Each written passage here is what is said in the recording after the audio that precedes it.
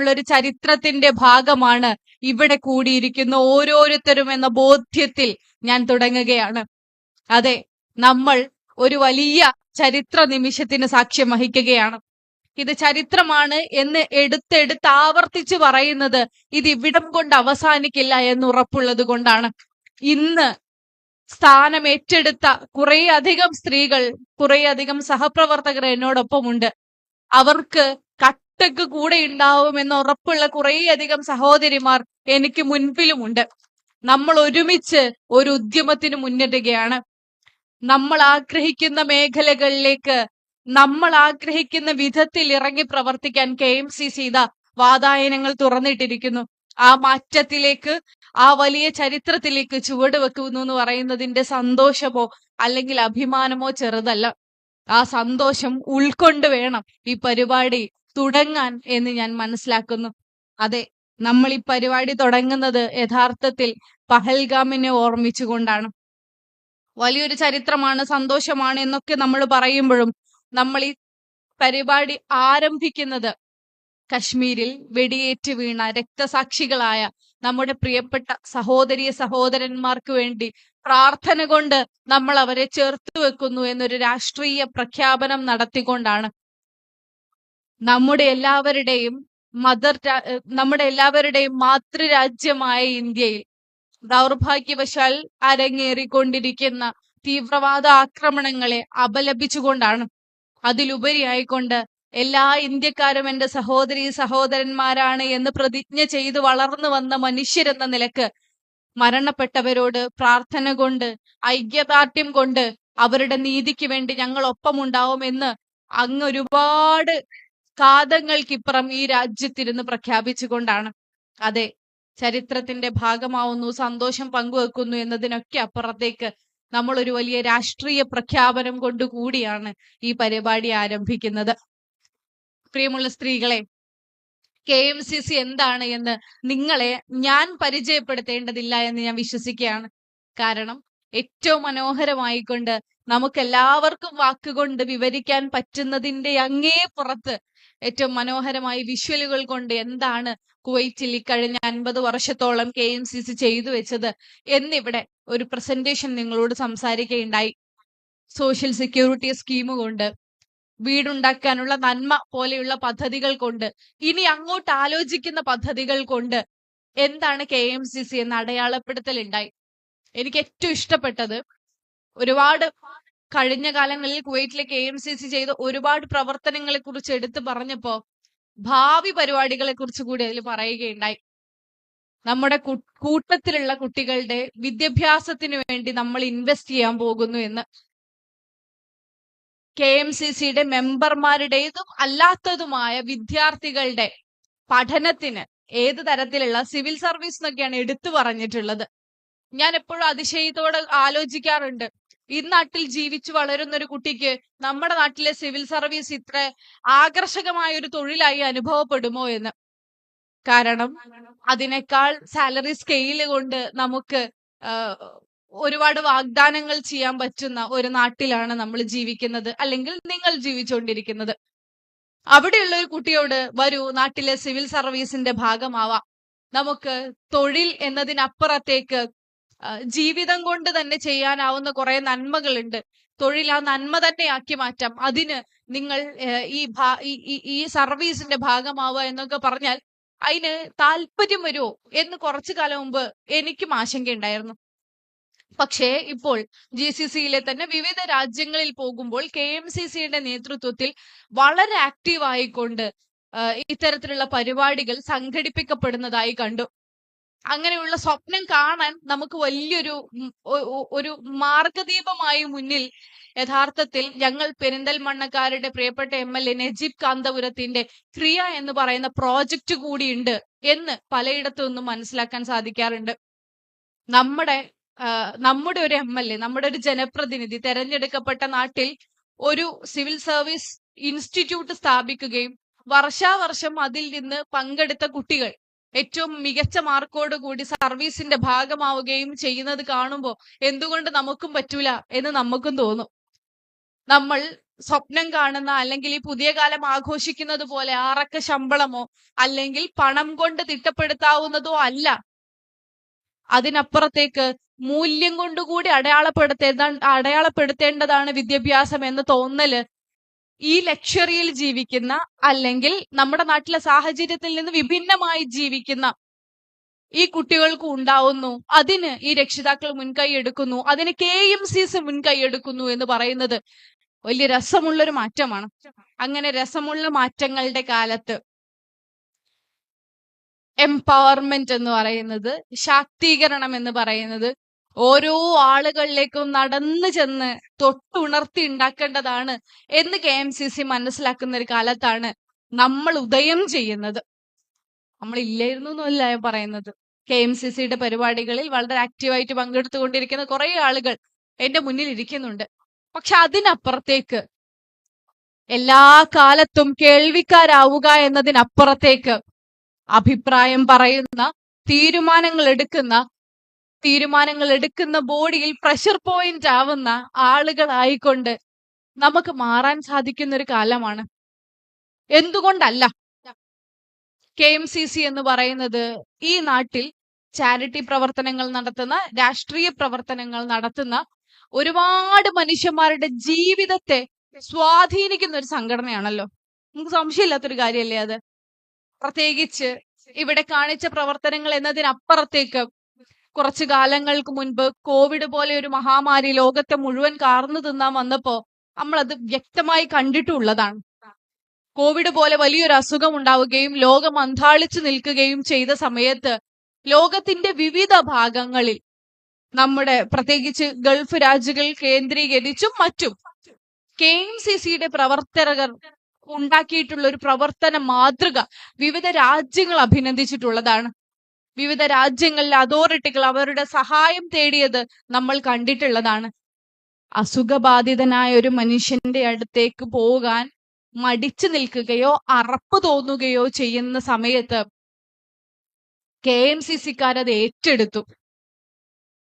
ഒരു മനുഷ്യൻ അനുഭവിക്കുന്ന ഒറ്റപ്പെടലിന്റെ ആഴം മനസ്സിലാക്കിക്കൊണ്ട് അവരിലേക്ക് സാന്ത്വനമായി നടന്നെത്തുകയും ഭക്ഷണമായി നടന്നെത്തുകയും ചികിത്സാ സഹായമായി എത്തുകയും ചെയ്തുകൊണ്ട് KMCC ലോകത്തെ തന്നെ വിസ്മയിപ്പിച്ചിട്ടുണ്ട്. ഒരു പരിധി വരെ അണ്ടർ റേറ്റഡ് ആയിട്ടുള്ള നമ്മളെ വാരിയേഴ്സ് ആണ്, നമ്മുടെ പോരാളികളാണ് KMCCയുടെ ഇത്തരത്തിലുള്ള പ്രവർത്തകർ എന്ന് പറയുന്നതിൽ തെറ്റില്ല. അത്തരത്തിൽ അവർ എത്തിച്ചേർന്നിട്ടുള്ള കുറെ ജീവിതങ്ങളുണ്ട്. ഇന്നും നാട്ടിൽ വിദേശ രാജ്യത്ത് ഒരാൾ മരിച്ചു എന്ന് വാർത്ത വരുമ്പോ, അല്ലെങ്കിൽ അയാൾക്ക് എന്തെങ്കിലും ഒരു പ്രയാസം നേരിടുന്നു എന്ന വാർത്ത വരുമ്പോ അത് മുസ്ലിം ലീഗുകാരനാവണമെന്നില്ല. പക്ഷേ നമ്മൾ എല്ലാവരും KMCCയുമായി ബന്ധപ്പെടാൻ താല്പര്യപ്പെടും. നാട്ടിലുള്ള ഈ രാഷ്ട്രീയ പാർട്ടിയിൽ വിശ്വസിക്കാത്ത, ഇതിനെ നിരന്തരമായി എതിർക്കുന്ന കുറെ ആളുകൾ വരെ വന്നുകൊണ്ട് KMCCയുടെ സഹായം ലഭിക്കുമോ എന്ന് ചോദിക്കാറുണ്ട്. അഥവാ വളരെ എസ്റ്റാബ്ലിഷ്ഡ് ആയിട്ടുള്ള ഒരു സംഘടനയാണ് KMCC എന്ന് അഡ്മിറ്റ് ചെയ്യുന്നതിൽ തെറ്റില്ല. ഇന്നു മുതൽ അതിന്റെ ഭാഗമായിക്കൊണ്ട് വളരെ ആക്റ്റീവായിട്ട് പ്രവർത്തിക്കാനുള്ള ഒരു സാഹചര്യം നമുക്കും കൂടി വരുവാണ്. KMCCയുടെ ഭാഗമാവുക എന്ന് പറഞ്ഞാൽ വിശാലമായി നിങ്ങൾ മുസ്ലിം ലീഗിന്റെ കൂടി ഭാഗമാവുകയാണ്. ജീവിതത്തിന്റെ വിവിധ ഭാഗങ്ങളിൽ നിന്ന് വരുന്ന, വിവിധ തൊഴിൽ മേഖലകളിൽ നിന്ന് വരുന്ന, വിവിധങ്ങളായ വീട്ടിലെ സാഹചര്യങ്ങളിൽ നിന്ന് വരുന്ന കുറെ പെണ്ണുങ്ങളാണ് ഇവിടെ കൂടിയിട്ടുള്ളത്. നമ്മൾ മുസ്ലിം ലീഗിന്റെ കൂടി ഭാഗമാണ്. നിങ്ങൾ KMCCന്റെയും ഒരു മെമ്പർഷിപ്പ് എടുക്കാൻ പോവാണല്ലോ. ഈ മെമ്പർഷിപ്പ് എടുക്കുന്നതോട് കൂടിയിട്ട് നിങ്ങൾക്ക് എക്സ്ട്രാ കിട്ടുന്ന ബോണസ്, അല്ലെങ്കിൽ യഥാർത്ഥത്തിൽ അത് നിങ്ങൾ മുസ്ലിം ലീഗിന്റെ കൂടി ഭാഗമാവുന്നു എന്നുള്ളതാ. മുസ്ലിം ലീഗിന്റെ ഭാഗമാവുന്നു എന്ന് പറയുന്നത് അത്ര ഭയങ്കര അട്രാക്റ്റീവ് ആയ ഒരു ഓഫർ ആണോ എന്ന് ചോദിച്ചാൽ 100% അത് ഭയങ്കര അട്രാക്റ്റീവ് ആയിട്ടുള്ള ഒരു ഓഫർ ആണെന്ന് എനിക്ക് പറയാൻ പറ്റും. ഞാൻ അതിന്റെ ഭയങ്കര സ്പോക്ക് പേഴ്സൺ ആണ് എന്നതുകൊണ്ടോ ഞാൻ അതിന്റെ ഭാഗമായി പ്രവർത്തിക്കുന്നു എന്നതുകൊണ്ടോ അല്ല അത്. ഞാൻ ചരിത്രം മനസ്സിലാക്കുന്ന, വർത്തമാനത്തിൽ ജീവിക്കുന്ന, ഭാവിയിൽ പ്രതീക്ഷയുള്ള ഒരു സാധാ മനുഷ്യ സ്ത്രീയാണ് എന്നതുകൊണ്ട് നിങ്ങൾ മുസ്ലിം ലീഗിന്റെ ഭാഗമാവുന്നു എന്ന് പറയുന്നത് നിങ്ങളുടെ ജീവിതത്തിന്റെ ഒരു അപ്ഡേഷൻ പോയിന്റ് കൂടി ആയിരിക്കും എന്നെനിക്ക് പറയാൻ സാധിക്കും. ആ മുസ്ലിം ലീഗിന്റെ കൂടി ഭാഗമാവുകയാണ് നമ്മൾ. ഒരു പക്ഷേ നിങ്ങൾ ഓരോരുത്തരും പ്രതിനിധാനം ചെയ്യുന്ന ഒരു സ്വത്വം ഉണ്ടല്ലോ, ഒരു നാടുണ്ടല്ലോ, ഒരു സമുദായം ഉണ്ടല്ലോ. നമ്മൾ ഈ കണ്ട ലക്ഷറി ഒക്കെ സ്വപ്നം കാണുന്നതിന് മുൻപേ നമ്മൾ എത്തിച്ചേരുമെന്ന് നമ്മൾ നമ്മളെക്കുറിച്ച് വിചാരിച്ച പോയിന്റുകളിലേക്ക് നമ്മൾ സ്വപ്നങ്ങൾ നിശ്ചയിക്കുന്നതിന് മുൻപേ ഈ സമുദായത്തെ അതിലേക്ക് നടത്തണമെന്ന് നിർബന്ധ ബുദ്ധിയോടുകൂടി പ്രവർത്തിച്ച ദീർഘവീക്ഷണമുള്ള കുറെ നേതാക്കന്മാരുടെ പാർട്ടിയാണ് മുസ്ലിം ലീഗ്. ദീർഘവീക്ഷണമുള്ള കുറെ നേതാക്കന്മാരുടെ പാർട്ടിയാണ് മുസ്ലിം ലീഗ്. നിങ്ങൾക്കറിയാമായിരിക്കും, ഒരു പക്ഷേ മുസ്ലിം ലീഗിന്റെ ഏതെങ്കിലും ഒരു വേദിയിൽ പങ്കെടുത്തിട്ടുള്ള ഒരാളാണ് എന്റെ മുന്നിൽ ഇരിക്കുന്നതെങ്കിൽ നിങ്ങൾ സ്ഥിരമായി കേട്ടിട്ടുള്ള ഒരു കഥയുണ്ടാവും. പണ്ടൊരിക്കൽ ഏതാണ്ട് KMCC ഒക്കെ ഇന്നാട്ടിൽ രൂപം കൊള്ളുന്ന നാട്ടില് CH മുഹമ്മദ് കോയയും CD സാഹിബും ഒക്കെ വലിയ സ്വപ്നങ്ങൾ കാണുകയും അവര് ഞങ്ങളുടെ സമുദായത്തിൽ നിന്നൊരു പെൺകുട്ടിയെ സ്കൂളിൽ പോകുന്ന കാലത്തെ ഓർത്ത് കണ്ണുനീര് പൊഴിക്കുകയും ചെയ്ത കഥ. ഏതോ പെൺകുട്ടികൾ സ്കൂളിൽ പോണു, അത് കാണുമ്പോ നമുക്ക് വിഷമം തോന്നാ. ഇന്റെ മനുഷ്യന്മാരെ കൂട്ടത്തുനിന്ന് ഒരു കുട്ടി പോലും സ്കൂളിൽ പോകാൻ പറ്റുന്നതായിട്ടില്ലല്ലോ, ഇവര് പോകുന്നൊരു കാലം ഉണ്ടാവണല്ലോ എന്ന് ആഗ്രഹിക്കുക. ആഗ്രഹം കണ്ണീരായി പുറത്തു വരിക. ഈ കഥ നമ്മൾ കേൾക്കാത്തവരായില്ല. അന്ന് ആഗ്രഹിക്കുമ്പോ കണ്ണീര് പുറത്തു വരാൻ മാത്രം തീക്ഷ്ണമായ ഒരു ആഗ്രഹമാണത്. നടക്കൂല എന്ന് തോന്നുന്ന ഒരു ആഗ്രഹമാണത്. ഇന്ന് നമ്മൾ നിൽക്കുന്നത് 2025-ലാണ്. 2025 നമ്മുടെ നാട്ടിലൊരു സെൻസസ് എടുത്ത് നോക്കുകയാണെങ്കിൽ ക്യാമ്പസുകൾ ഭരിച്ചുകൊണ്ടിരിക്കുന്നത് പെൺകുട്ടികളാണ്. നിങ്ങൾക്ക് അനുഭവം ഉണ്ടാവും. ക്യാമ്പസുകൾ ഭരിച്ചുകൊണ്ടിരിക്കുന്നത് എന്ന് ഞാൻ പൂർണ്ണാർത്ഥത്തിൽ പറഞ്ഞുകൊണ്ടിരിക്കുക. അവരുടെ പ്രാതിനിധ്യം കൊണ്ട്, അവരുടെ ഇടപെടൽ കൊണ്ട്, കലാസാംസ്കാരിക മേഖലയിലുള്ള അവരുടെ ഇടപെടൽ കൊണ്ടൊക്കെ ക്യാമ്പസ് പെൺകുട്ടികൾ നിറഞ്ഞു ഭരിച്ചുകൊണ്ടിരിക്കുക. ഈ ട്രെൻഡ് ഇന്നോ ഇന്നലെയോ തുടങ്ങിയതല്ല. അന്ന് മുതലുള്ള നിരന്തരമായ പ്രവർത്തനത്തിന്റെ ഫലമായിക്കൊണ്ട് നമുക്ക് കുറച്ചു കാലങ്ങളായി അച്ചീവ് ചെയ്യാൻ പറ്റിയതാ. പക്ഷേ ആ ക്യാമ്പസ് നിറഞ്ഞു കവിഞ്ഞ പെൺകുട്ടികൾ പെട്ടെന്നൊരു ദിവസം അപ്രത്യക്ഷരാവുന്ന ഒരു കാഴ്ച കൂടി നമുക്ക് കാണേണ്ടി വരുന്നു. നന്നായി പഠിക്കുന്ന, നന്നായി കവിത എഴുതുന്ന, നന്നായി മുദ്രാവാക്യം വിളിക്കുന്ന ഒരു പെൺകുട്ടി പെട്ടെന്നൊരു ദിവസം കാണാനില്ലാതാവുന്നു. ആരോ പിടിച്ചുകൊണ്ടുപോയതൊന്നും അല്ലേ, കാണാനില്ലാണ്ടായി പോകുന്നത് ഈ മേഖലകളിൽ നിന്നാണ്. നിരന്തരമായി ഇത്തരത്തിലുള്ള ഇടപെടൽ നമ്മുടെ ഉള്ളിൽ ഉണ്ടാവണമെന്ന തോന്നലിൽ നിന്നാണ്. ചിലപ്പോൾ ജീവിതത്തിൽ തിരക്കിലായി പോയതുകൊണ്ടാവും, ചിലപ്പോൾ തൊഴിലിൽ തിരക്കിലായി പോയതുകൊണ്ടാവും, നിങ്ങളെപ്പോലെ മറ്റൊരു രാജ്യത്ത് വന്ന് ജീവിതം കെട്ടിപ്പടുക്കാനുള്ള തിരക്കിലായിരിക്കും. പക്ഷേ പടച്ചോൻ കുറച്ച് പൊട്ടൻഷ്യൽ തന്ന് പടച്ച പടപ്പണിങ്ങളൊക്കെ പടച്ചോന് വെറുതെ പരീക്ഷണത്തിന് വേണ്ടി ഉണ്ടാക്കിയ സാധനമൊന്നുമല്ല. കുറച്ചധികം പൊട്ടൻഷ്യൽ തന്ന് നിർമ്മിച്ച മനുഷ്യരാണ് നിങ്ങളൊക്കെ. നിങ്ങളുടെ ഒക്കെ ഉള്ളില് ഭയങ്കരമായൊരു ശക്തിയുണ്ട്. ആ ശക്തിക്ക് മൂർച്ച കൂട്ടാൻ ഉതകുന്ന വിദ്യാഭ്യാസം നിങ്ങൾക്ക് കിട്ടിയിട്ടുണ്ട്. സാമൂഹിക സാഹചര്യങ്ങൾ നിങ്ങൾക്ക് കിട്ടിയിട്ടുണ്ട്. പക്ഷേ നമ്മൾ അപ്രത്യക്ഷരായി തുടരാൻ താല്പര്യപ്പെടുന്നു. നമുക്ക് നമ്മളെ കാര്യങ്ങൾ മാത്രം നോക്കാനുള്ള സമയം കിട്ടുന്നുള്ളൂ എന്ന പരാതിയിലേക്ക് നമ്മൾ ചുരുങ്ങുന്നു. അവിടെയാണ് നമ്മുടെ മുന്നിൽ ചോദ്യം വരുന്നത്. യഥാർത്ഥത്തിൽ എനിക്ക് ഇതിന്റെയൊക്കെ ആവശ്യമുണ്ടോ? യഥാർത്ഥത്തിൽ എനിക്ക് ഇതിന്റെ ഒരു ആവശ്യമുണ്ടോ എന്നുള്ള ചോദ്യം, പ്രത്യേകിച്ച് പ്രവാസ ലോകത്ത് ജീവിതം കെട്ടിപ്പടുത്തുകൊണ്ടിരിക്കുന്ന സ്ത്രീകളെ സംബന്ധിച്ചിടത്തോളം ഒരുപാടധികം ഉത്തരവാദിത്വങ്ങൾ അവരുടെ ഉള്ളിലുണ്ട്. അവരുടെ ഒരു സ്റ്റേഷൻ വിട്ടു പോകാൻ പറ്റാത്തൊക്കെ കുറെ പ്രശ്നങ്ങളുണ്ട്. പക്ഷേ ഇതിന്റെ ഒരു ആവശ്യം എനിക്കുണ്ടോ ഇല്ലേ എന്നുള്ള ഒരു തീർച്ച നിങ്ങളുടെ ഉള്ളിലുണ്ടെങ്കിലേ നിങ്ങൾ മുസ്ലിം ലീഗിന്റെയോ KMCCയുടെയോ മെമ്പർഷിപ്പ് എടുക്കുകയോ പരിപാടിയിൽ കൂടുകയോ ഇതിനു വേണ്ടി സമയം കൊല്ലുകയോ ചെയ്തിട്ട് കാര്യമുള്ളൂ എന്നാണ് ഞാൻ വിശ്വസിക്കുന്നത്. നിങ്ങൾക്ക് ഇതിന്റെയൊക്കെ ആവശ്യമുണ്ടോ? ഒരു സ്ത്രീ ഏതെങ്കിലും തരത്തിൽ എക്സൽ ചെയ്യണമെന്ന് പറയുന്നത് നിർബന്ധാണോ? ഒരു സ്ത്രീ അവളുടെ കുടുംബത്തെ ഏറ്റവും മനോഹരമായി നോക്കുക മാത്രം ചെയ്തുകൊണ്ട് പോയി കഴിഞ്ഞാൽ, അല്ലെങ്കിൽ അവരുടെ മുഴുവൻ സമയവും ഈ പറഞ്ഞ നമ്മള് കാലാകാലം ചെയ്തു വരുന്ന ഒരു തൊഴിൽ രീതിയിലേക്ക് മാത്രം കൊടുത്ത് ജീവിച്ചു വന്നാൽ എന്താ പ്രശ്നം? അവിടെ എനിക്ക് നിങ്ങളുടെ മുന്നിൽ കുറച്ച് ഉദാഹരണങ്ങൾ വെക്കേണ്ടതുണ്ട്. കുറച്ച് കഥകളാണ്, കുറച്ച് ജീവിതങ്ങളാണ്, കുറച്ച് മനുഷ്യരാണ്. ഒരു സ്ത്രീ അവൾക്ക് വേണ്ടി ഉയർന്നു നിന്നാൽ ഒരു സ്ത്രീ അവൾക്കൊപ്പമുള്ള മനുഷ്യർക്ക് വേണ്ടി ഉയർന്നു നിൽക്കാൻ തീരുമാനിച്ചാൽ, ഒരു സ്ത്രീ ആത്മവിശ്വാസത്തോടുകൂടി ജീവിക്കാൻ തീരുമാനിച്ചാൽ, ഈ ലോകത്ത് സംഭവിക്കാനിടയുള്ള മാറ്റങ്ങളെ കുറിച്ച് സൂചിപ്പിക്കണമെങ്കിൽ എനിക്ക് നിങ്ങളെ കുറച്ച് മനുഷ്യരുടെ ജീവിതത്തിലേക്ക് കൊണ്ടുപോകണം. ഈ പറഞ്ഞ പോലെ അത് ചെറിയ കഥകളാണ്.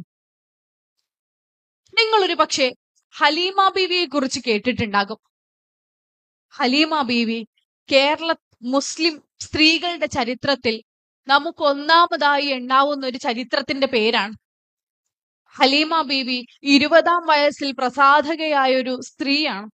ഹലീമ ബീവി അവരുടെ നാട്ടിലും കേരളത്തിൽ ഉടനീളം നടന്നും സംസാരിച്ചും സ്ത്രീകളുടെ കൂട്ടായ്മ സംഘടിപ്പിച്ചൊരു സ്ത്രീയാണ്. മുസ്ലിം ലീഗിന്റെ തിരുവല്ല താലൂക്ക് സെക്രട്ടറിയായി പ്രവർത്തിച്ച ശക്തിയായ ഒരു സ്ത്രീയാണ്. പക്ഷെ ഈ ഹലീമ ബീവിയെ ഒരു പരിധി വരെയെങ്കിലും നമുക്ക് പരിചയമുണ്ടാവാൻ ഇടയുണ്ട്. ഈ പറഞ്ഞ കണക്കെ ഒരു കാലത്ത് വൈക്കം മുഹമ്മദ് ബഷീറിന്റെയൊക്കെ എഴുതപ്പെട്ട കൃതികൾ പ്രസിദ്ധീകരിക്കാൻ ഹലീമ ബീവിയെ കാത്തു നിൽക്കുമായിരുന്നു അത്രേ.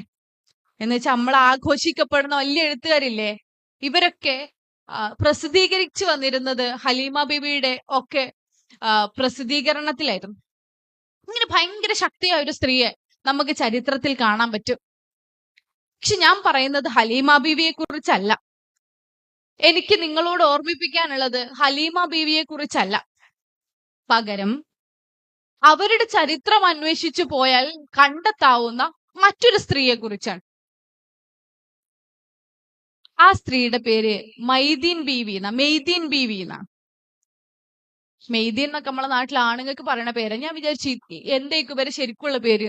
പക്ഷെ അവരെ പറ്റി പഠിച്ച പുസ്തകത്തില് മെയ്തീൻ ബീവി എന്ന് എഴുതി കണ്ടിട്ടുള്ളത്. അപ്പൊ ആരാന്നറിയോ ഈ മെയ്തീൻ ബീവി? ഹലീമ ബീവിന്റെ ഉമ്മ. ഹലീമ ബീവിന്റെ ഉമ്മയാണ് എന്നതിനപ്പുറത്തേക്ക് വളരെ ചെറുപ്പത്തിൽ തന്നെ ഭർത്താവ് ഹലീമ ബീവിക്ക് വളരെ ചെറുതായിരിക്കുമ്പോ തന്നെ ഓരോപ്പം മരിച്ചു പോകുന്നുണ്ട്. അങ്ങനെ മരിച്ചുപോയി ഏകദേശം 7 കുട്ടികളോളം ഉണ്ട് മെയ്തീൻ ബീവിക്ക്. മെയ്തീൻ ബീവി ജീവിക്കുന്ന കാലത്ത് ഒരുപാട് തിട്ടൂരങ്ങൾ ഉണ്ടായിരുന്നു. പ്രത്യേകിച്ച് മുസ്ലിം സ്ത്രീകളെ സംബന്ധിച്ചിടത്തോളം അവര് എഴുത്ത് പഠിക്കാൻ പാടില്ല, അവര് മാളികപ്പുറത്തിരിക്കാൻ പാടില്ല, അവരെ നൂൽപ്പ് മാത്രം പഠിപ്പിച്ചാൽ മതി, അവരെ സൂറത്തുന്നൂറ് മാത്രം പഠിപ്പിച്ചാൽ മതി എന്നൊക്കെയുള്ള പ്രസംഗങ്ങൾ അന്ന് നിരന്തരമായിട്ട് ഉണ്ടാവുമായിരുന്നു. അഥവാ സ്കൂളിലേക്ക്, പള്ളിക്കൂടത്തിലേക്ക് കുട്ടികളെ വിടണ്ടെന്ന് പറയും. അങ്ങനെ വിട്ടാല് അത് മോശമാണെന്ന് പറയും. അങ്ങനെ പറയുന്ന കാലത്ത് മെയ്തീൻ ബീവി ധൈര്യത്തോടു കൂടി ഒരു തീരുമാനം എടുത്തു. എന്റെ കുട്ടികളെ ഞാൻ പഠിപ്പിക്കും. മെയ്തീൻ ബീവി എന്ന് പറയുന്ന സ്ത്രീ ധൈര്യത്തോടു കൂടി എടുത്തൊരു തീരുമാനം, എന്റെ കുട്ടികളെ ഞാൻ പഠിപ്പിക്കുന്ന. അതുണ്ടാവാൻ, അങ്ങനെ ഒരു തീരുമാനം, ധൈര്യം ഉണ്ടാവാൻ ഒരു കാരണമുണ്ട്. നന്നായി വായനാശീലമുള്ളൊരു സ്ത്രീ ആയിരുന്നു മെയ്തീൻ ബീവി എന്ന് പറയുന്നത്. നന്നായി വായനാശീലമുള്ള, അത്യാവശ്യ ലോകത്തെക്കുറിച്ച് ധാരണയുള്ളൊരു ഒരു സ്ത്രീ അവരുടെ കുഞ്ഞുങ്ങളെ പഠിപ്പിക്കാൻ തീരുമാനിച്ചു. എല്ലാവരും അവർക്കെതിരെ നിന്നു. പക്ഷെ വീണ്ടും അവരുടെ ഓരോ പെൺകുഞ്ഞുങ്ങളെയും അവർ സ്കൂളിൽ അയച്ച് പഠിപ്പിച്ചു. ആ പഠിപ്പിച്ചത് കൊണ്ട് മാത്രം, അന്ന് മെയ്തീൻ ബീവി കാണിച്ച ധൈര്യം കൊണ്ട് മാത്രം മെയ്തീൻ ബീവിക്ക് കൃത്യമായ വായനയും അറിവും അവരവരെ കുറിച്ചുള്ള ബോധ്യവും ഉണ്ടായിരുന്നു എന്നതുകൊണ്ട് മാത്രം ഒരു ഹലീമ ബീവി ഉണ്ടായി. നമുക്ക് ആഘോഷിക്കപ്പെടുന്ന പേരുകൾക്ക് പുറകിലുള്ള സ്ത്രീകളെ കുറിച്ച് ചിലപ്പോൾ അറിയില്ല. ഒരൊറ്റ മെയ്തീൻ ബീവി സ്വന്തം ബോധ്യത്തിൽ ജീവിക്കാൻ തുടങ്ങിയപ്പോ, ധൈര്യത്തിൽ ജീവിക്കാൻ തുടങ്ങിയപ്പോ പിറന്നത് പിന്നീട് ചരിത്രമാണ്. ഒറ്റ മെയ്തീൻ ബീവിയുടെ മാത്രം കഥയല്ല. ഇന്ന് കാണുന്ന ഓരോ സ്ത്രീകളിലും, ഓരോ മനുഷ്യരിലും നമുക്ക് ഇങ്ങനെ കുറെ സ്ത്രീകളുടെ ഇൻഫ്ലുവൻസ് കാണാൻ പറ്റും, അവരുടെ ധൈര്യം കാണാൻ പറ്റും. ഇന്ത്യയിലെ പ്രതിപക്ഷ പാർട്ടികളെ മുഴുവൻ നയിച്ചുകൊണ്ട്, ഇന്ത്യയിലെ പ്രധാനമന്ത്രിക്ക് ഏറ്റവും വലിയ വെല്ലുവിളിയായിക്കൊണ്ട് ഏറ്റവും ഉച്ചത്തിൽ മനോഹരമായ രാഷ്ട്രീയം പറയുന്ന ഒരു മനുഷ്യനാണ് രാഹുൽ ഗാന്ധി. അദ്ദേഹത്തിന്റെ സഹോദരി പ്രിയങ്ക ഗാന്ധി വയനാട് MP ആയിക്കൊണ്ട് ഇന്ന് പാർലമെന്റിൽ ഇരിക്കുന്നുണ്ട്. വളരെ കരുത്തുള്ള 2 രാഷ്ട്രീയ പ്രവർത്തകരാണ്. രാഹുൽ ഗാന്ധിയും പ്രിയങ്ക ഗാന്ധിയും അറിയാത്ത ആൾക്കാരില്ലല്ലോ. ഇങ്ങനെ കരുത്തുള്ള 2 മനുഷ്യർ പിറവിയെടുക്കുന്നതിന് കാരണക്കാരിയായ മറ്റൊരു സ്ത്രീയുണ്ട്. സ്വാഭാവികമായും അവരുടെ അമ്മയാന്ന് പറയാം. സോണിയാഗാന്ധി. പക്ഷെ സോണിയാഗാന്ധി അവർക്ക് പിറവി കൊടുത്തു എന്നതുകൊണ്ട് മാത്രമല്ല ഞാൻ എന്ന് പേരെടുത്ത് പറയുന്നത്. പകരം ഒരു പരിധിവരെ അവരുടെ ജീവിതകാലം മുഴുവൻ ദുരന്തങ്ങൾ അനുഭവിക്കേണ്ടി വന്ന ഒരു സ്ത്രീയായിരുന്നു സോണിയാഗാന്ധി. നമ്മൾ ഇന്ന് കാണുന്ന ഒരു സാരിയൊക്കെ ഉടുത്തിട്ട് കുറച്ച് തലയൊക്കെ നരച്ചിട്ട് ആളുകളോട് സംസാരിക്കുന്ന കണക്കെ ആയിരുന്നില്ല. അവര് വിവാഹം ചെയ്ത് ഇന്ത്യയിലേക്ക് വന്ന കാലം, ഇറ്റലിയിൽ ജനിച്ചു വളർന്ന ഒരു പെൺകുട്ടി വിവാഹം ചെയ്ത് ഇന്ത്യയിലേക്ക് വരികയും പിന്നീട് അവർ നേരിടേണ്ടി വരുന്ന ദുരന്തങ്ങളും ചെറുതല്ല. അവരുടെ അമ്മായിയമ്മ 10-17 വെട്ടേറ്റ് മരിക്കുന്നത് കണ്ടിട്ടുണ്ട് ഈ സ്ത്രീ. എന്തുകൊണ്ട്? രാഷ്ട്രീയത്തിൽ പ്രവർത്തിച്ചതുകൊണ്ട്, ജനങ്ങളെ സേവിച്ചതുകൊണ്ട്. സ്വന്തം ഭർത്താവിനെ എടുക്കാൻ ഒരു കഷ്ടമില്ലാത്ത രൂപത്തിൽ ചിന്നിച്ചിതറിയ മൃതദേഹമായി കാണേണ്ടി വന്നിട്ടുണ്ട് ഇതേ സോണിയാഗാന്ധിക്ക്. എന്തുകൊണ്ട്? രാഷ്ട്രീയത്തിൽ പ്രവർത്തിച്ചതുകൊണ്ട്, ജനങ്ങൾക്ക് വേണ്ടി സംസാരിച്ചതുകൊണ്ട്, അവരുടെ നന്മ ആഗ്രഹിച്ചതുകൊണ്ട്.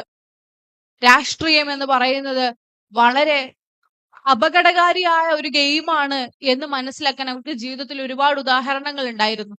ജീവിതത്തിൽ നിന്ന് തെന്നി മാറി നടക്കാമായിരുന്നു. പക്ഷേ 2 പതിറ്റാണ്ടിലധികം കോൺഗ്രസിനെ നയിച്ചുകൊണ്ട് ഇന്ത്യയിൽ ഏറ്റവും ശക്തിയുള്ള സ്ത്രീകളുടെ ഒരു മുഖമായിക്കൊണ്ട് സോണിയാഗാന്ധി നിലനിന്നു. അവർ അവർക്ക് വേണ്ടിയാണ് നിലനിന്നത്. അവർ അവരുടെ ശരികൾക്ക് വേണ്ടിയാണ് നിലനിന്നത്. അതുകൊണ്ട് തന്നെ രാഹുൽ ഗാന്ധിയും പ്രിയങ്ക ഗാന്ധിയും മനോഹരമായി രാഷ്ട്രീയം സംസാരിക്കുന്ന മനുഷ്യരായി വളർന്നു. അവർക്ക് അവരുടെ ബോധ്യങ്ങൾ ഉണ്ടായാൽ മതി. ആ ബോധ്യങ്ങൾ കുറേയധികം മനുഷ്യരെ സൃഷ്ടിക്കും. ആ 2 ആളുകളെ സൃഷ്ടിക്കുന്നല്ല ഞാൻ പറഞ്ഞത്. സോണിയാഗാന്ധി ഒരു പരിധി വരെ ഇൻഫ്ലുവൻസ് ചെയ്യാത്ത ഒരു പെൺകുട്ടിയും ഇന്ത്യയുടെ ചരിത്രത്തിൽ ഇന്ന് ജീവിച്ചിരിക്കാനിടയില്ല എന്ന് ഞാൻ വിചാരിക്കുന്നു. ഇത്രയധികം അപകടങ്ങൾ ഉണ്ടായിട്ടും അതേ രാഷ്ട്രീയത്തിൽ നിൽക്കുന്നുവെങ്കിൽ സോണിയക്ക് കാരണം ഒന്നേ ഉള്ളൂ, ജീവിതത്തിൽ ഒരു ലക്ഷ്യമുണ്ട് എന്ന തോന്നല്. ഞാൻ തിരഞ്ഞെടുക്കപ്പെട്ടവളാണ് എന്ന തോന്നൽ. അത് ആ സ്ത്രീക്ക് ഇല്ലായിരുന്നുവെങ്കിൽ അന്ന് അവസാനിക്കുമായിരുന്നു പലതും. നമുക്ക് കേൾക്കാൻ ചരിത്രങ്ങൾ ഇല്ലാതെ പോകുമായിരുന്നു. പലരുടെയും ജീവിതത്തിലുണ്ട് ഇങ്ങനെയൊന്ന്. ഇങ്ങനെ ഒരാൾ അല്ലെങ്കിൽ ഒന്നിലധികം ആളുകൾ നമ്മൾ കേട്ടിട്ടുള്ള കഥകളിലൊന്നാണ് അലി സഹോദരന്മാരുടേത്. മൗലാന ഷൗക്കത്ത് അലിയുടെയും മൗലാന മുഹമ്മദ് അലി ജൗഹറിന്റെയും കഥ. ഇന്ത്യയില് സ്വാതന്ത്ര്യ സമരം കൊടുമ്പിരി കൊള്ളുന്ന കാലത്ത് ഖിലാഫത്ത് പോലെയുള്ള സമരങ്ങളൊക്കെ മുന്നിൽ നിന്ന് നയിച്ച 2 ആളുകളാണ്. അവരുടെ ഉമ്മ എന്ന പേരിലാണ് ബി ഉമ്മയെ നമുക്ക് പരിചയം. അബാദി ബാനു ബീഗം എന്ന് പറയുന്ന പേരായ ബി ഉമ്മയെ നമുക്ക് പരിചയം ഷൗക്കത്ത് സഹോദരന്മാരുടെ ഉമ്മ എന്ന പേരിലാണ്. പക്ഷെ അതിനപ്പുറത്തേക്ക് സ്വാതന്ത്ര്യ സമരത്തിൽ സജീവമായി പങ്കെടുത്തൊരു സ്ത്രീയാണവർ. സ്വാതന്ത്ര്യ സമരത്തിൽ സജീവമായി പങ്കെടുക്കുകയും പൊരുതാൻ ആഹ്വാനം ചെയ്യുകയും ചെയ്തൊരു സ്ത്രീയാണവർ. അങ്ങനെ ഒരു അബാദി ബാനു ബീഗം ബി ഉമ്മ ഉണ്ടായത് കൊണ്ട് മാത്രം ഒരു പരിധിവരെ നമുക്ക് ശക്തരായ അലി സഹോദരന്മാരെ കിട്ടിയിട്ടുണ്ടാകും. ഇങ്ങനെ ചരിത്രത്തിൽ നമുക്ക്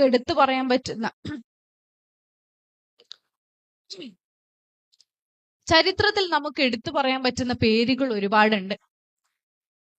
ഞാൻ പറഞ്ഞു വരുന്നത് ഒരു ചെറിയ കാര്യത്തിലേക്കാണ്. ഞാൻ പറയാൻ ശ്രമിക്കുന്നത് ഒരു ചെറിയ കാര്യം മാത്രമാണ്.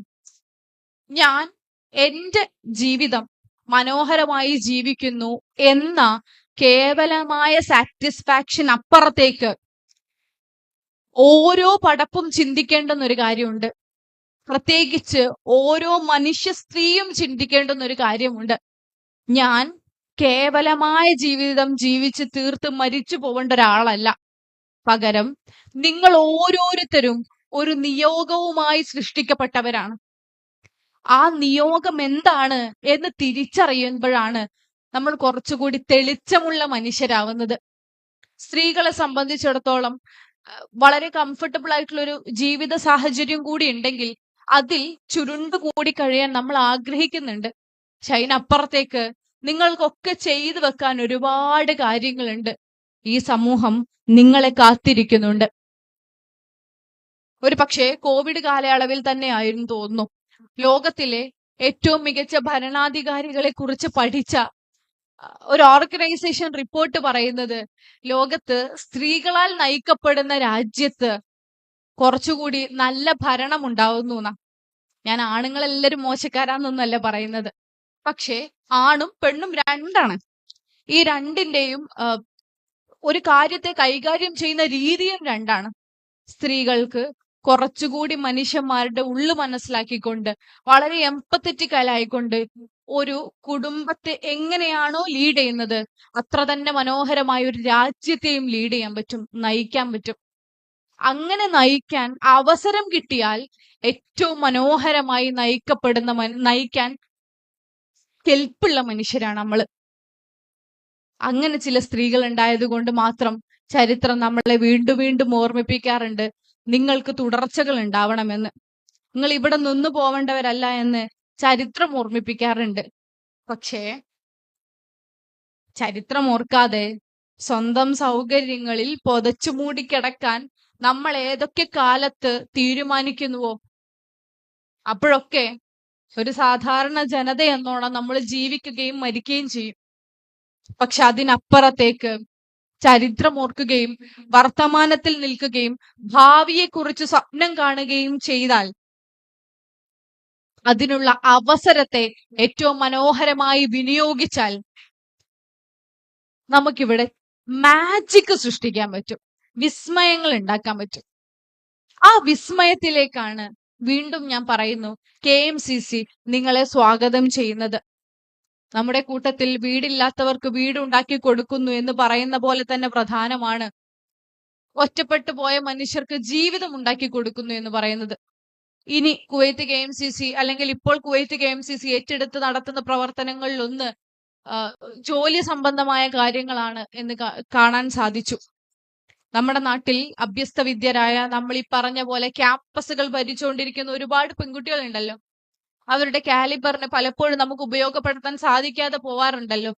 അത് ഉപയോഗിക്കാൻ കൂടി ഇത്തരത്തിലുള്ള പദ്ധതികൾ കൊണ്ട് സാധിക്കുമെന്നാണ് ഞാൻ മനസ്സിലാവുന്നത്. കാരണം ഇന്ന് നമ്മൾ ഒരു കമ്മിറ്റി ഉണ്ടാക്കുകയും അതിന് കുറെ ഭാരവാഹികളെ തെരഞ്ഞെടുക്കുകയും ചെയ്തപ്പോ അതിൽ പ്രസിഡന്റ് ഒരു ഡോക്ടറാണ്, സെക്രട്ടറി ഒരു വക്കീലാണ്, ട്രഷറർ മറ്റൊരു മനോഹരമായ പഠനം പൂർത്തിയാക്കി ബികോം മൈക്രോബയോളജിസ്റ്റ് ആയിട്ട് വർക്ക് ചെയ്തുകൊണ്ടിരിക്കുന്ന ആളാണ്. അഥവാ നമുക്ക് ഭയങ്കര പ്രൗഡായിട്ട് പ്രസന്റ് ചെയ്യാൻ പറ്റുന്ന കുറെ മനുഷ്യന്മാര് നമ്മുടെ കൂട്ടത്തിലുണ്ട്. ഇവർക്കൊക്കെ ഇവരുടെ തൊഴിലിടങ്ങളിലേക്ക് ഒതുങ്ങി ജീവിക്കാൻ എളുപ്പമാണ്. പക്ഷെ അതിനപ്പുറത്തേക്ക് അവർ KMCCയോടൊപ്പം നിൽക്കാൻ തീരുമാനിക്കുന്നു, അല്ലെങ്കിൽ നിങ്ങൾ KMCCയോടൊപ്പം നിൽക്കാൻ തീരുമാനിക്കുന്നു, അഥവാ നിങ്ങൾ ആഴമുള്ള മനുഷ്യരായി തീരാൻ തീരുമാനിക്കുന്നു. നിങ്ങൾ ഭയങ്കര ലെയറുള്ള ആൾക്കാരാവുകയാണ്. നിങ്ങൾ കുറച്ചും കൂടി ഉത്തരവാദിത്വങ്ങൾ ഏറ്റെടുക്കുകയാണ്. നിങ്ങൾ കുറച്ചുകൂടി രാഷ്ട്രീയ ബോധ്യമുള്ള മനുഷ്യരായി തീരുകയാണ്. അങ്ങനെ ആയിത്തീർന്നാൽ ഇനി വരുന്ന ഒരു തലമുറക്കും കുറച്ചും കൂടി മനോഹരമായി ജീവിക്കാനുള്ള ഒരു സാഹചര്യം നെയ്തെടുക്കുകയാണ്. ആ ലെയറുള്ള മനുഷ്യരാവുക എന്നതിന് ഒരുപാട് കാര്യമുണ്ട്. നമ്മള് പറഞ്ഞ പോലെ വീണ്ടും ഞാൻ ആവർത്തിക്കാം, നമ്മള് പകൽഹാമിനെ കശ്മീരിനെ പറഞ്ഞുകൊണ്ടാ തുടങ്ങിയത്. ഇന്ത്യ ഇന്ന് ചർച്ച ചെയ്തുകൊണ്ടിരിക്കുന്ന ഏറ്റവും വലിയ വിഷയം ഈ കശ്മീരിലേക്കുള്ള ഭീകരരുടെ അധിനിവേശവും അവിടെ വെച്ചുണ്ടായ ഭീകരാക്രമണവും തന്നെയാണ്. നമ്മൾ എല്ലാവരും അതിനെ അപലപിക്കുകയും അവരുടെ വ്യസനത്തിൽ പങ്കുചേരുകയും ചെയ്യുന്നു.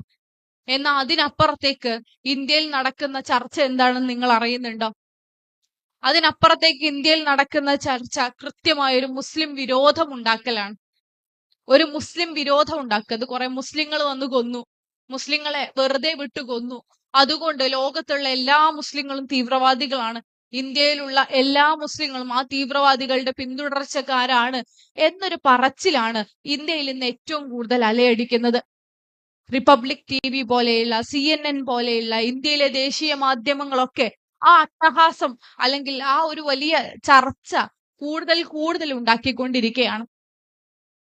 ഇതിന്റെ ഒരു ചരിത്രപരമായ പശ്ചാത്തലം പരിശോധിക്കുകയാണെങ്കിൽ ഇത് ഇന്നോ ഇന്നലെയോ തുടങ്ങിയതൊന്നുമല്ല. ഇന്ത്യയിൽ മുസ്ലിങ്ങളായ മനുഷ്യരെ പ്രതിസ്ഥാനത്ത് നിർത്തുന്ന ഈ പ്രവണത ഇന്നോ ഇന്നലെയോ തുടങ്ങിയതല്ല.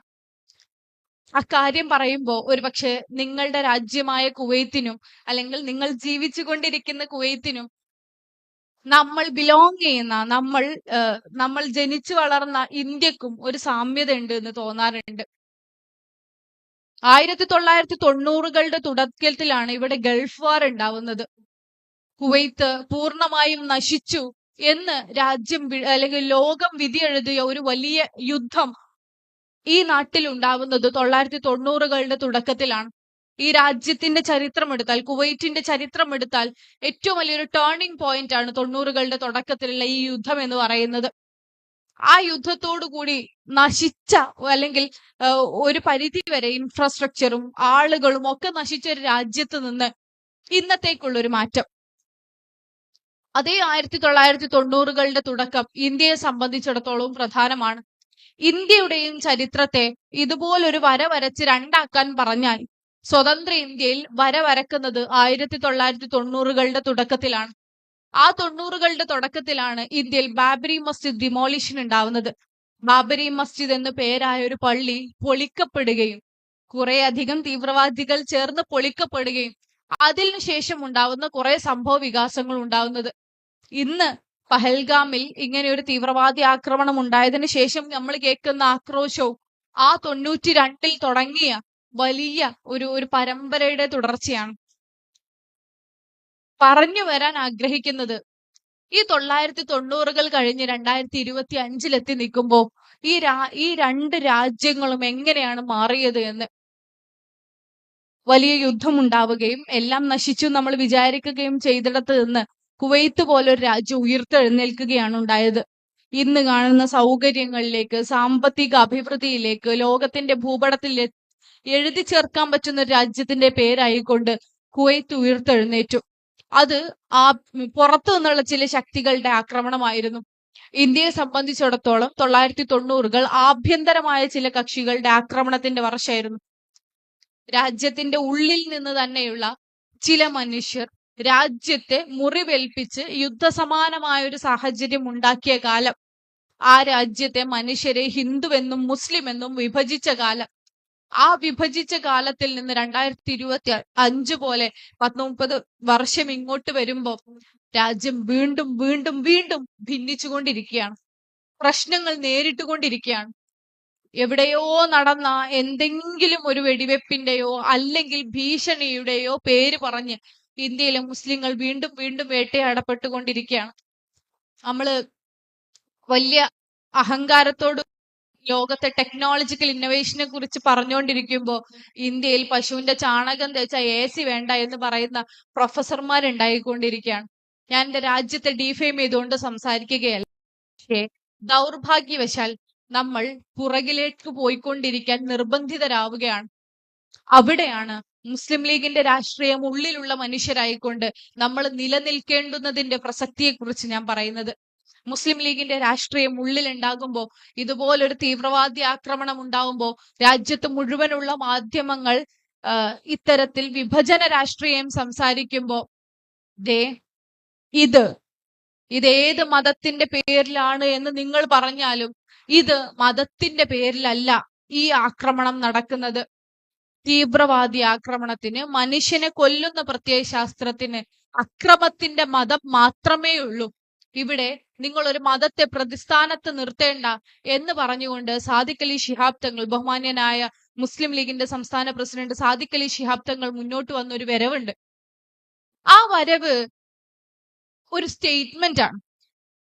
ആളുകളോട് മതം പറഞ്ഞ് ഭിന്നിപ്പിക്കാൻ നോക്കുമ്പോ, ആളുകളുടെ ഉള്ളിൽ വെറുപ്പ് ഉൽപ്പാദിപ്പിക്കാൻ നോക്കുമ്പോ അങ്ങനെയല്ല.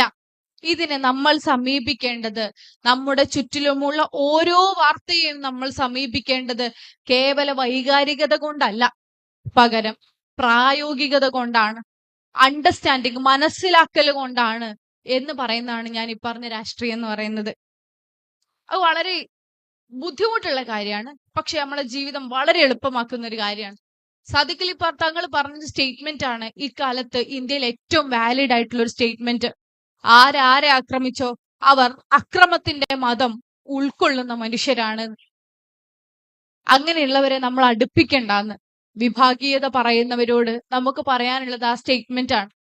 നിങ്ങൾ എന്തിനെ കുറിച്ച് സംസാരിക്കണം എന്ന് ചോദിക്കുമ്പോൾ നമുക്ക് പഠനത്തെ കുറിച്ചാണ് സംസാരിക്കാനുള്ളത്, നമുക്ക് ഭാവിയെ കുറിച്ചാണ് സംസാരിക്കാനുള്ളത്. നമുക്ക് നമ്മളെ തന്നെ അഭിവൃദ്ധിപ്പെടുത്തുന്നതിനെ കുറിച്ചാണ് സംസാരിക്കാനുള്ളത് എന്ന് പറയുന്ന ലീഗിന്റെ രാഷ്ട്രീയത്തെ കുറിച്ചാണ്.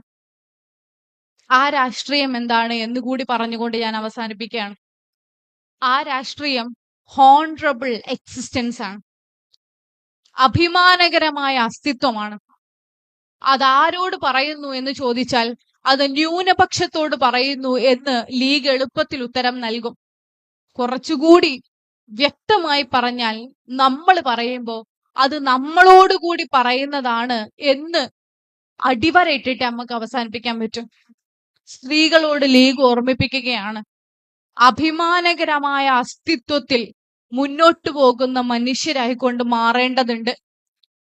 സ്ത്രീകളോട് ലീഗ് രാഷ്ട്രീയം പറയുകയാണ്, അഭിമാനകരമായ അസ്തിത്വമുള്ള മനുഷ്യരായിക്കൊണ്ട് നിങ്ങൾ മാറേണ്ടതുണ്ട്. അടിമകളാവുക എന്നതല്ല നമ്മുടെ ദൗത്യം. അഭിപ്രായമില്ലാത്തവരാവുക എന്നതല്ല നമ്മുടെ ജീവിതം. ഏതെങ്കിലും തരത്തിൽ നമ്മുടെ കഴിവുകളെ മുഴുവൻ നശിപ്പിച്ചു കളഞ്ഞ് മടിയുടെ കാര്യം ആജ്ഞാപിക്കുന്നത്, അവരോട് പറഞ്ഞുകൊണ്ടിരിക്കുന്നത് ഈ രാഷ്ട്രീയമാണ്. അതിന്റെ തുടർച്ചയാവാൻ നിങ്ങൾ സഹോദരിമാരെ നിങ്ങൾ നടന്നെടുക്കുക എന്ന പ്രഖ്യാപനമാണ് യഥാർത്ഥത്തിൽ കുവൈറ്റ് KMCC സംഘടിപ്പിച്ച വനിതാ വിങ്ങിന്റെ രൂപീകരണവും എംപവർമെന്റ് ക്യാമ്പയിനിന്റെ തുടർച്ചയും. നിങ്ങൾ ഉണ്ടാവണം. നിങ്ങൾ ജീവിക്കുന്നത് മനോഹരമായ ഒരു പർപ്പസോട് കൂടിയാണ് എന്ന് മനസ്സിലാക്കുന്ന, നിങ്ങൾക്ക് ജീവിതത്തിൽ ചെയ്യാൻ ഒരുപാടുണ്ട് എന്ന് മനസ്സിലാക്കുന്ന, ആ ചെയ്യാനുള്ള വഴി ആയിക്കൊണ്ട് മുസ്ലിം ലീഗ് എന്ന് പറയുന്ന ഒരു പ്രസ്ഥാനം നിങ്ങളോടൊപ്പമുണ്ട്. വഴി ആയിക്കൊണ്ട് KMCC എന്ന് പറയുന്ന ഒരു പ്ലാറ്റ്ഫോം നിങ്ങൾക്കൊപ്പമുണ്ട് എന്ന് പറയുന്ന ഒരു ജീവിതത്തിലേക്കാണ് ഞങ്ങൾ അല്ലെങ്കിൽ നമ്മൾ ഒരുമിച്ച് ഇനി മുതൽ നടന്നെടുക്കാൻ പോകുന്നത്.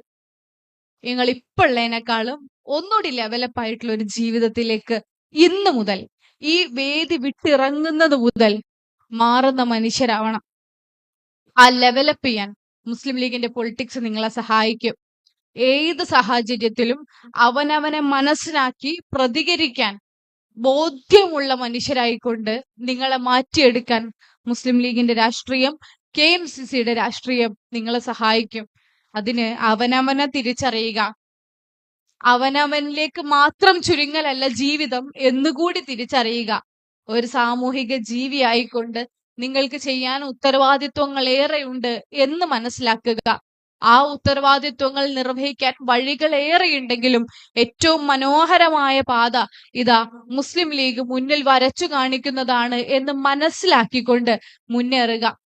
അതിനുള്ള ഗ്യാരണ്ടി ഇന്ന് ഈ വേദിയിൽ നിങ്ങൾക്ക് മുന്നിൽ നൽകിക്കൊണ്ട് മാത്രം ഞാൻ എൻ്റെ വാക്കുകൾ അവസാനിപ്പിക്കുന്നുള്ളൂ. ആ ഗ്യാരണ്ടി ഞാൻ നിങ്ങൾക്ക് മുന്നിൽ വെക്കുന്നു. നിങ്ങളുടെ ജീവിതം ഉറപ്പാണ്. കുറച്ചുകൂടി ആനന്ദത്തിന്റെയും കുറച്ചുകൂടി ഉത്തരവാദിത്വങ്ങളുടെയും കുറച്ചുകൂടി വലിയ സ്വപ്നങ്ങളുടേതുമായി തീരും. നിങ്ങൾ ഒരാൾ അങ്ങനെ ഉയർത്തെഴുന്നേൽക്കാൻ തീരുമാനിച്ചാൽ നിങ്ങൾക്ക് ഒരുപാട് മനുഷ്യരെ അതുപോലെ സ്വാധീനിക്കാൻ സാധിക്കും. ഞാൻ ഒരു സ്ത്രീയുടെ കൂടി കഥ പറഞ്ഞുകൊണ്ട് അവസാനിപ്പിക്കാം. ഒരൊറ്റ സ്ത്രീയുടെ കൂടി കഥ പറഞ്ഞുകൊണ്ട്, ഇതുപോലെ നിങ്ങളെപ്പോലെ എന്നെപ്പോലെ വളരെ സന്തോഷകരമായ സാഹചര്യത്തിൽ ജീവിച്ചിരുന്നൊരു സ്ത്രീ അതിനപ്പുറത്തേക്ക് എൻ്റെ ഉള്ളില് ഒരാഗ്രഹമുണ്ട് എന്ന് മനസ്സിലാക്കുകയും ആ ആഗ്രഹത്തിനൊപ്പം ജീവിക്കാൻ തീരുമാനിക്കുകയും ചെയ്തുകൊണ്ട് ഒരു ടെന്നീസ് കോച്ചായി ജീവിതം മുന്നോട്ട് കൊണ്ടുപോകുന്നു. ആ ടെന്നീസ് കോച്ച് തൻ്റെ ഉള്ളിൽ പെണ്ണുങ്ങൾ പ്രത്യേകത നമ്മളെ ഉള്ളിൽ ആഗ്രഹം ഉണ്ടായാൽ മതി, നമ്മൾ പറഞ്ഞുകൊണ്ടിരിക്കേണ്ട, അതിങ്ങനെ പുറത്തേക്ക് അറിയാണ്ട് ഇങ്ങനെ സ്പ്രെഡ് ആയിക്കൊണ്ടിരിക്കും. ആ ആഗ്രഹം സ്പ്രെഡ് ആയതുകൊണ്ട് തന്നെ ആയിരിക്കും അവരുടെ 2 മക്കളും അവരുടെ കീഴിൽ തന്നെ പരിശീലനം നേടാൻ തുടങ്ങി. അവരുടെ 2 പെൺകുട്ടികൾ ആ അമ്മയുടെ കീഴിൽ തന്നെ പരിശീലനം നേടാൻ തുടങ്ങി. അങ്ങനെ ടെന്നീസ് പരിശീലനം കിട്ടിയ ആ പെൺകുട്ടികള് അല്ലെങ്കിൽ സ്പോർട്സിൽ പരിശീലനം കിട്ടിയ ആ പെൺകുട്ടികൾ പിന്നീട് അവർ പ്രതിനിധീകരിക്കുന്ന മേഖലയിൽ ഏറ്റവും വലിയ പുരസ്കാരങ്ങൾ നിരന്തരമായി വാങ്ങാൻ തുടങ്ങി. ഒളിമ്പിക്സ് പുരസ്കാരങ്ങൾ അവരുടെ പേരിലാക്കിയ 2 സ്പോർട്സ് പേഴ്സൺ ആയിക്കൊണ്ട് ആ 2 പെൺകുട്ടികളും പിന്നീട് ജീവിതത്തിൽ മാറി. അമ്മയുടെ പേര് ഓറസിൻ പ്രൈസ് എന്നും മക്കളുടെ പേര് സെറീന വില്യംസ് എന്നും വീനസ് വില്യംസ് എന്നും ആണ്. നിങ്ങളൊരു ആഗ്രഹവുമായി ജീവിച്ചാൽ, ആ ആഗ്രഹത്തിന് വേണ്ടി നിങ്ങളുടെ വഴി കണ്ടെത്തിയാൽ, ആ വഴിയെ നടന്നു വരാൻ തലമുറകൾ ഏറെ ഉണ്ടാകും. നിങ്ങളത് നിങ്ങളോടും നിങ്ങളുടെ സമൂഹത്തോടും സമുദായത്തോടും അടുത്ത തലമുറയുടെയും ചെയ്യുന്ന നീതിയാണ്. ആ നീതിയിലേക്ക് KMCC ഒരു ചാലക ശക്തി ആയിക്കൊണ്ടുണ്ടാവട്ടെ. മുസ്ലിം ലീഗിന്റെ രാഷ്ട്രീയം അഭിമാനകരമായ ഒരു അസ്തിത്വം എന്ന രാഷ്ട്രീയ ബോധ്യം നിങ്ങളിൽ ഉണ്ടാവട്ടെ. ആരുടെ മുന്നിലും അവനവന്റെ രാഷ്ട്രീയവും അവന്റെ സ്വത്വവും അവനവന്റെ ഇഷ്ടങ്ങളും തിരിച്ച് ഉറച്ചു പറയാൻ പറ്റുന്ന മനുഷ്യരായിക്കൊണ്ട് ഒരുമിച്ച് വിവിധങ്ങളായ പ്രവർത്തനങ്ങളിലൂടെ മുന്നോട്ട് പോകാൻ നമുക്ക് സാധിക്കട്ടെ. തുറവികളുള്ള കുറച്ചും കൂടി മനോഹരമായ ഒരു ജീവിതം നിങ്ങൾക്ക് ഉണ്ടാവട്ടെ എന്ന് മാത്രം ആശംസിച്ചുകൊണ്ട് ഞാൻ എന്റെ വാക്കുകൾ ഉപസംഹരിക്കുന്നു. തെരഞ്ഞെടുക്കപ്പെട്ട പ്രതിനിധികൾക്ക് അവരുടെ ഉത്തരവാദിത്വം ഏറ്റവും മനോഹരമായി നിർവഹിക്കാൻ സാധിക്കട്ടെ എന്ന് പ്രാർത്ഥിക്കുന്നു. നിങ്ങളുടെ പിന്തുണ എല്ലാ കാലത്തും ഉണ്ടാവണേ. ഒരു കുടുംബമായി മുന്നോട്ട് പോകാമെന്ന് മാത്രം അഭ്യർത്ഥിക്കുന്നു. ഏവർക്കും നന്ദി. അസ്സലാമു അലൈക്കും.